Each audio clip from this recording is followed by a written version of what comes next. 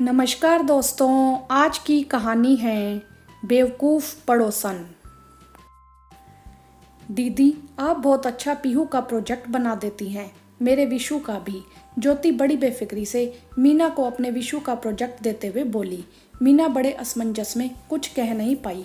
यूं तो वो हमेशा ही सहज सबके काम आती है, आर्ट एंड क्राफ्ट में तो क्या कहने, यह तो उसके मन का काम होता है। मगर आज व्यस्तता थोड़ी ज़्यादा ही थी। पीहू के एग्ज़ाम चल रहे थे, उसे पढ़ाना था, घर के कुछ पेंडिंग काम पड़े थे। फिर शाम को मोहित के साथ उनके ऑफिस की एक पार्टी में भी जाना था। एक बार मन ने कहा आज मना कर दूं, यह क्या बगैर वक्त देखिए कुछ भी मुझे सौंप देती हैं। अरे आने से पहले फ़ोन करके पूछ लेती। ठीक है ज्योति, मैं कर लूँगी। पीहू की पढ़ाई करवाने के साथ मीना ने ज्योति के प्रोजेक्ट का काम साथ में फैला लिया था। पीहू, जब तक तुम लेसन याद करो, मैं वॉशिंग मशीन में कपड़े डालकर आती हूँ। मीना ने फटाफट किचन साफ की, साथ में मूली के परांठे की तैयारी भी शुरू कर दी। मोहित को ऑफिस से आते ही बहुत तेज भूख लगती है।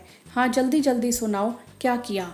मशीन से कपड़े निकालकर बालकनी में फैलाते हुए मीना खुद चक्कर घिन्नी की तरह पूरे घर में घूम रही थी। पीहू का लेसन सुनते सुनते ज्योति का प्रोजेक्ट भी निपटा दिया। अरे भाई कहाँ हो? यह मोहित को भी घर में घुसते ही सबसे पहले मेरी ही शक्ल देखनी है। मीना आटा मलते हुए किचन से चिल्लाई। चलो पीहू, परांठे तैयार हैं, पापा के साथ बैठकर खा लो, फिर पापा और तुम दोनों थोड़ा आराम करो, फिर रात को पार्टी में भी जाना है। अरे तुम तो बिल्कुल एक्सप्रेस मेल की तरह जल्दी में हो। मीना के पास मोहित की ठिठोली सुनने का भी समय नहीं था।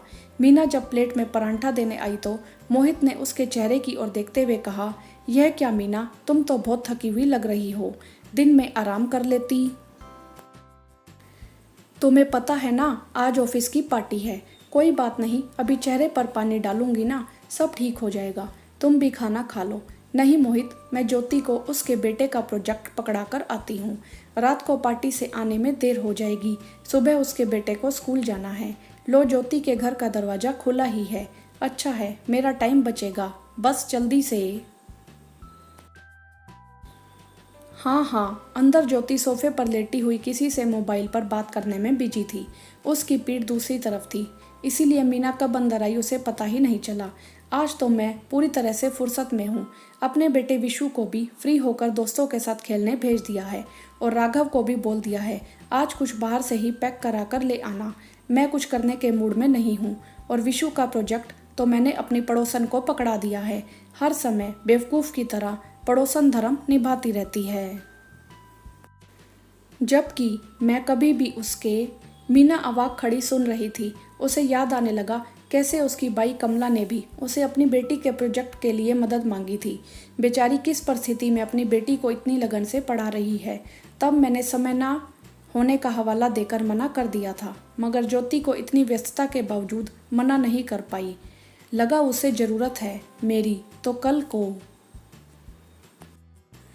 आज मोहित की बात सही लग रही है। अरे महारानी, कभी किसी को मना करना भी सीखो।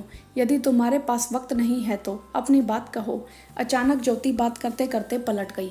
सामने मीना को हाथ में प्रोजेक्ट लिए खड़ा पाया। प्रोजेक्ट वाकई बहुत खूबसूरती से बनाया था। अरे आइए ना मीना दीदी, मैं अपनी सहेली से आपकी तारीफ कर रही थी। ज्योति ने ललचाई निगाहों से प्रोजेक्ट को देखते हुए कहा।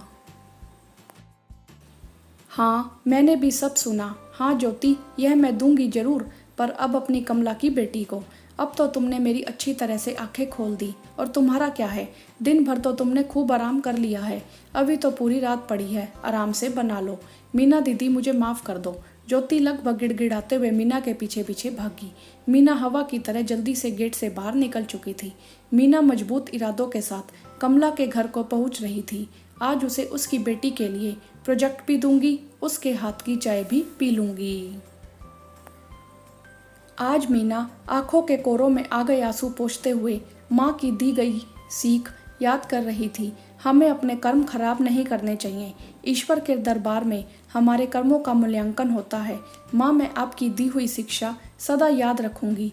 जो सिर्फ मेरा इस्तेमाल करना चाहते हैं, ऐसे लोगों से दूर रहकर मैं सदा ज़रूरतमंदों के काम आऊँगी। अपना मन मैला नहीं करूँगी।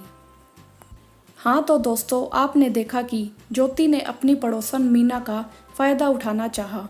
ऐसे बहुत से पड़ोसी करते हैं। आपकी इस विषय में क्या राय है, आप हमें कमेंट करके ज़रूर बताएं। वीडियो को लाइक करें, अपने फ्रेंड्स और फैमिली के बीच ज़्यादा से ज़्यादा शेयर करें और चैनल को सब्सक्राइब भी करें।